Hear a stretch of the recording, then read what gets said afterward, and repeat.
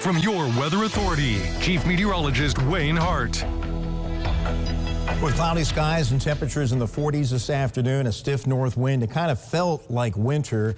Meteorological winter begins a week from Friday, so I'm going to have my winter weather outlook for you here in just a moment. But let's take a look now at the Thanksgiving holiday, as much better weather is heading our way for the next few days. Our network of Doppler radar showing a few showers well east of the tri-state, and that's where all the action is and will be for about another 12 to 18 hours. But all in all, some pretty quiet weather for traveling across the country this Thanksgiving. Live view, downtown Evansville, still overcast. Temperature hasn't moved much. We're at 44, northwest wind at around 9 miles per hour, and temperatures running about 40 to 45, but with a little bit of clearing by daybreak, temperatures should be dropping into the mid to upper 30s. Back edge of the clouds just to the west of I-57, so it will be a gradual clearing process over the next 24 hours. All the action right now is in the mid-Atlantic and especially New England. They are getting some snow up there now. This system is pushing away to the east. The rest of the country is quiet. So if you have travel plans for tomorrow, unless you're traveling up into northern New England,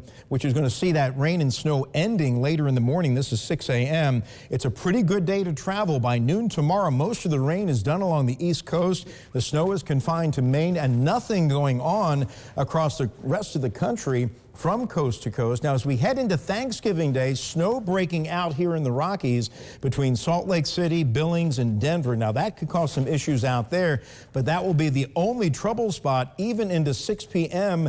on Friday if you're doing some traveling after the Thanksgiving holiday. So all in all, pretty good weather from coast to coast the next few days, including plenty of sunshine on tap for our Thanksgiving Day. But overnight tonight, we're going to see a little bit of clearing towards daybreak, 30 up towards Fairfield, 38 down to the southeast, and then we'll see a gradual clearing process for the day tomorrow from west to east. Highs running about 47 to 50 degrees, but not as windy as it was today. Sunshine for our Thanksgiving Day. High temperature of 56. Increasing clouds Friday. A dry cold front is coming through in the afternoon. That will begin to drop our temperatures down, a high around 50. A little chillier over the weekend. Saturday, the nicer day with a mix of sun and clouds, 49. Another system coming through Sunday morning with a few showers. They'll be light in the morning, giving way to a little sun on Sunday, a high of 48. But that's going to drag down some of the coldest air of the season so far with a high on Monday of only 43 degrees. And then we're down into the mid-20s by Tuesday morning of next week. Okay, it is time for my annual winter outlook, but before we get to this upcoming winter, let's take a look at the last one because it was remarkable. The second warmest winter on record for Evansville. Our January was the 6th warmest. February was the 5th warmest. It was also wetter than normal by 1.6 inches. But once again, snowfall was below average at only 4.3 inches. So that was last winter. This upcoming winter is an El Nino winter, the first one in 5 years. Sea surface temperatures in the equatorial Pacific are unusually warm.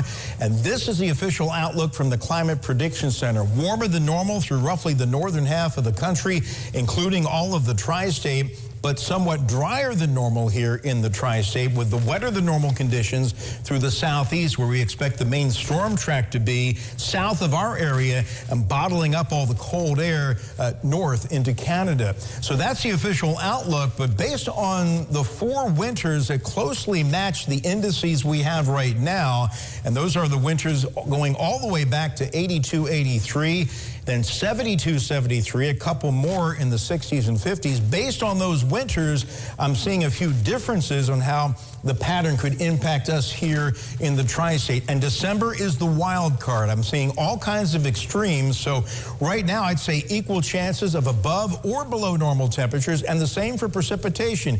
Could be really wet, could be really dry, and I'll talk more about that in a moment. But as we get into January, there's a stronger signal that temperatures will be near normal and precipitation will be below normal, and that would keep snowfall below normal. February looks interesting because the signal based on those 4 winters indicates colder than normal temperatures and much below normal amounts of precipitation, which once again would keep snowfall below the average. And you look at the extremes, and we're getting back to December, we had all kinds of wild weather. December of 82 was very warm and really wet, but December of 63 was really cold and really dry. And that's why I say equal chances either way with the temperatures and the precip. December of 82 was the wettest, over 8 inches of precipitation. The snowiest was December of 63 with around 8 inches of snow. So anything goes this December.